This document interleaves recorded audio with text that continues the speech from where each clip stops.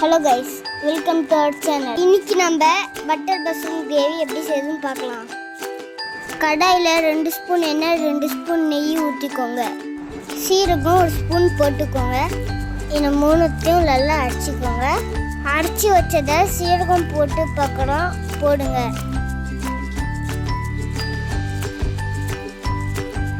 அதை நல்லா வதக்கிட்டு 2 பச்சை மிளகாய் சேர்த்துக்கோங்க.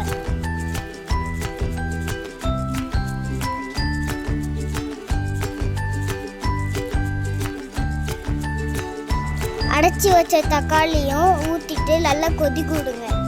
கொதிச்சது பக்கம் மஷ்ரூம் ஆட் பண்ணுங்க. அதையும் நல்லா வதக்கிட்டு மூடி போட்டுருங்க.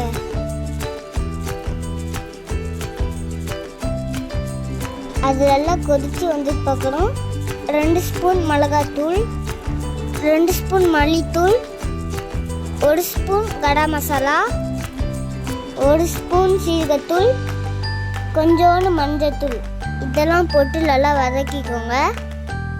அப்புறம் தேவையான அளவுக்கு சால்ட்டு போட்டுக்கோங்க. உங்ககிட்ட ஃப்ரெஷ் க்ரீம் இருந்துச்சுன்னா ஆட் பண்ணிக்கோங்க. அப்புறம் கஸ்தூரி மெத்திரியை கையில் நல்லா கசக்கி போடுங்க. கடைசியில் 1 ஸ்பூன் சுகர் ஆட் பண்ணிக்கோங்க. அது கூட மெல்டட் பட்டர் சேர்த்துக்கோங்க. அவ்வளோதான், மஷ்ரூம் கிரேவி ரெடி.